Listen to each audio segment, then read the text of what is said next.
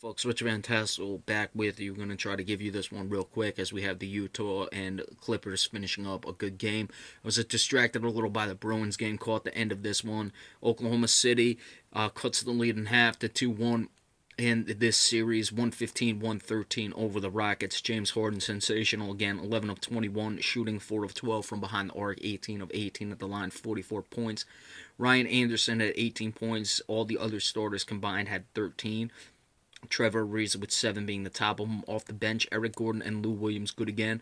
22 for Lou Williams, 12 for Gordon, 5 of 11 for Gordon, 9 of 15 for Lou Williams. Combined 4 of 9 from behind the arc. 3 of 4 of those were for Lou Williams.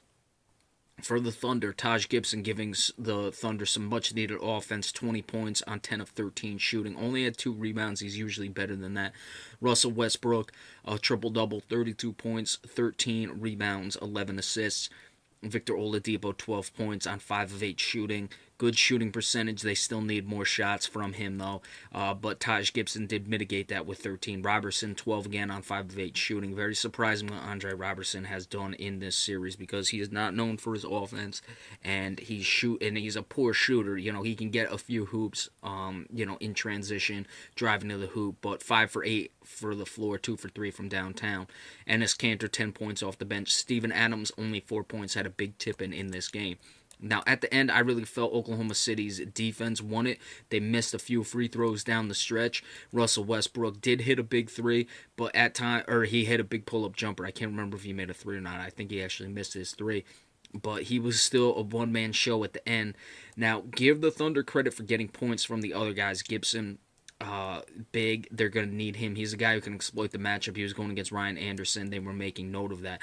Moving forward for the Oklahoma City Thunder, they're still going to have to find more consistent scoring from other guys. Let's see if they found something with Taj Gibson, and how long is Andre Robertson going to keep this up. But, of course, more shots are needed from Oladipo.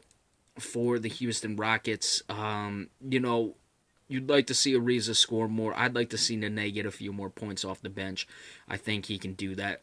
But, you got to keep your eye on those things. It's going to be an interesting matchup the rest of the way. Taj Gibson and Ryan Anderson, I'm going to like to see that. Because if Taj Gibson can outplay Ryan Anderson, that certainly creates a much more interesting dynamic to this series. All right, so I'm watching the Clippers now up 5 with just under 3 minutes left. Finishing up that game, we'll give you the recap of that once it goes final, which will be soon. This video will be uploading, so be sure to stay tuned for that as well. And of course, we appreciate all the subscriptions and all the support we've been getting as we do the playoffs the same way for the second straight year, trying to keep you up to date. So be sure to stay tuned in a few minutes, and we'll be right back.